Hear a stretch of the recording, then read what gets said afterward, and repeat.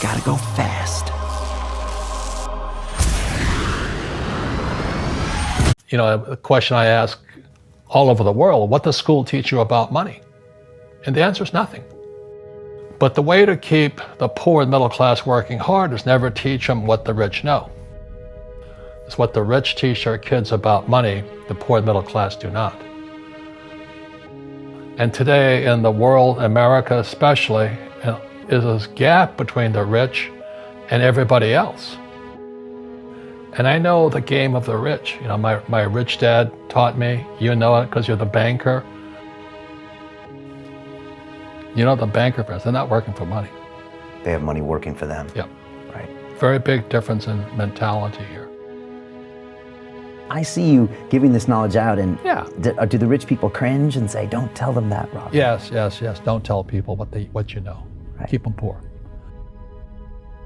Well, I wasn't poor by most people's standards, but I came from a family with a poor attitude, if you know what I mean. Because rich, poor, middle class, poverty starts with a fundamental attitude. Poverty is passed on. It's taught in your families. And middle class is taught in families. And so the people right now who are sitting at home, who are struggling financially or worried about money or unhappy, they may be making a lot of money, but unhappy with what they're doing, it was probably taught to you. The poor will always be amongst us because it starts up here. Right, it's that fear mentality. It's in their words, you know, and the words become flesh. Again, I'm not really religious. I flunked out of Sunday school also. But when they say I can't afford it or I can't do that, they go down. They become what they say. My PhD daddy says, what do you think I am, made of money? I can't afford that. And my rich dad would say, that's why he's poor. Poor people say, I can't afford it, I can't do that, I don't have time. Because it's an escape. It's an escape, you know what I mean? It's easy to say I can't afford it. And your rich dad used to say what instead of I can't afford it? How can I afford it? How can I do that? You know, what would it take, or why should I do that? He says that a question opens the mind, a statement closes the mind. See, when you say I can't afford it, the mind shuts down and you become what you say. Rugby is a team sport, but so is soccer. The rules are different. And other people are golfers, they play by themselves. And so everybody's different. So my game financially is business, number one. Second is real estate. So what I say to young people is, you find your game. I've had financial crashes. I've had people stab me in the back, but they're all good because I grow from it. That's spirituality. You know, people who are afraid of making mistakes, they don't ever grow, because spirituality is there's good and there's bad, there's right and there's wrong, there's up and there's down. Most people only want to be right. They only want to be positive. Well, you can't have that. That's not reality. Right, my poor dad said, go talk to your best friend's father, Mike's father. I said, why is that? He says, because Mike's father's an entrepreneur. And you know, I'm 9 years old, so what's an entrepreneur? And he said, well, I'm an employee. They're two different people. Right. Mindset-wise. Right. Well, it came from a lesson before Rich Dad. Well, I was in Sunday school. My Sunday school teacher was a young, pretty woman, you know, and she said, I'm like 9. And she goes, why were the 3 wise men wise? You know, I go, because they were rich. You know, they gave the swaddling Jesus gold, frankincense, and myrrh. So they had to be rich guys, I said. And she goes, no, that's not it. I said, well, they had gold, frankincense, and myrrh. Well, that's not it. I said, why were they wise? And I went, I don't know. She says, what made them wise was they always sought the best teacher. And she says, if you're going to be successful in your life, you've got to find the best teachers. And so with that, when my poor dad said, go seek out your rich dad, I was just following her advice. So I've had a habit ever since then, or a policy, if I find out there's a great teacher, and a great teacher is somebody who comes from the inside, not the outside.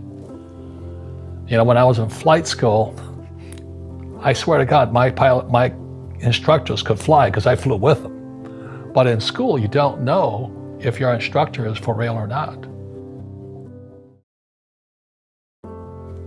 I said, I want you to teach me about money. So why should I teach you? You go to school, my poor dad's not going to teach you.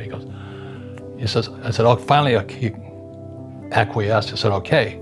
He says, but if I teach you, you work for me for free. So how do I learn about money?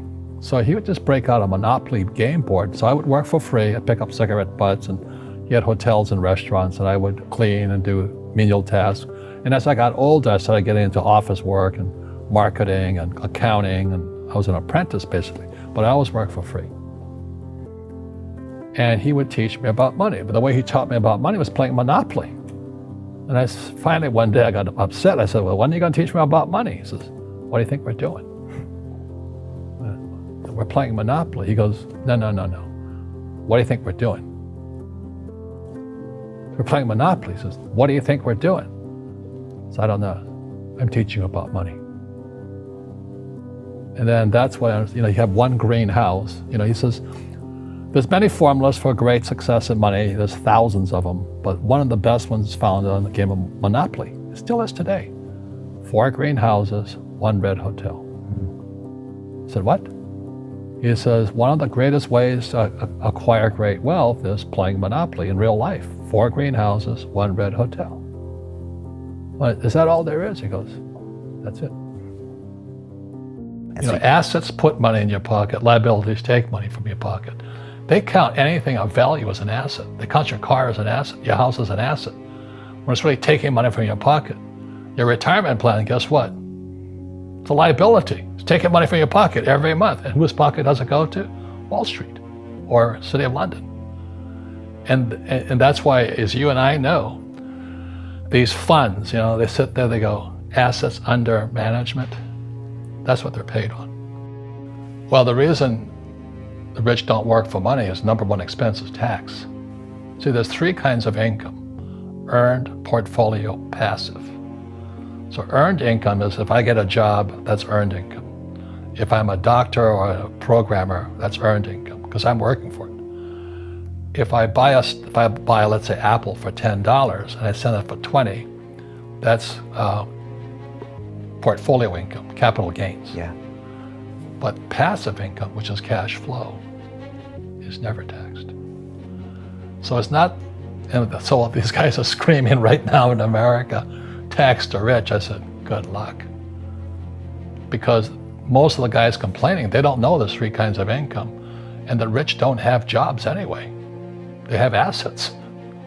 And so the average schmo out there, poor guy, they don't learn this. So that's why in Fake, as you were talking about it, there's a newspaper article about Jared Kushner, and he explains how the Trumps and the Kushners don't pay taxes and make millions of dollars.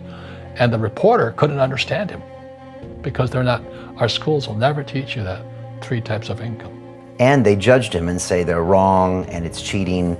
And we see that over and over again. Amazon not paying taxes. What do you say to people when they come up to you and say, Robert, it's not fair. It's not fair they're not paying taxes?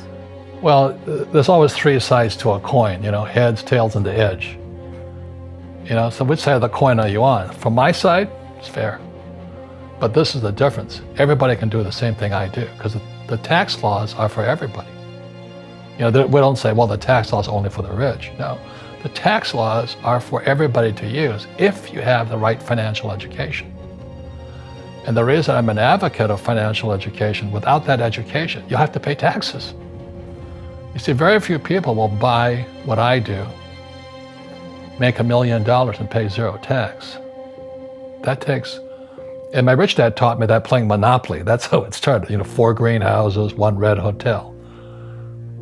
Or the McDonald's formula, I write about it here. McDonald's, Ray Kroc. Yeah. McDonald's is in the real estate business. So they sell hamburgers, but they buy real estate, so they pay no taxes. This guy Bezos, he's $16 billion. How much tax did they pay on that $16 billion? A question I ask all over the world, what does school teach you about money? And the answer is nothing. But the way to keep the poor and middle class working hard is never teach them what the rich know. It's what the rich teach their kids about money, the poor and middle class do not.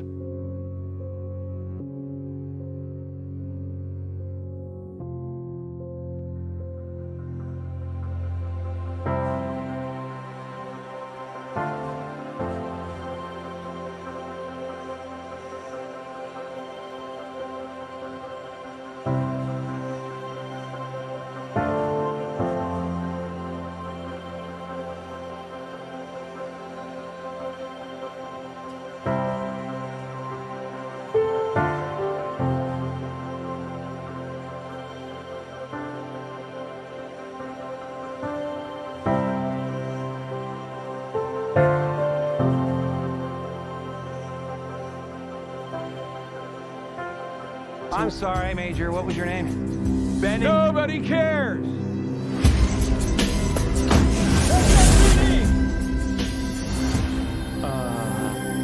Meow.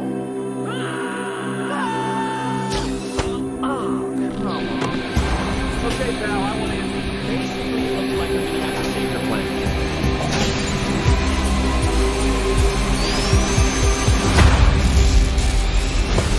Oh, is that all you got? No, but thank you for asking. Whatever this creature is, our job is to secure it, neutralize it, see what makes it tick.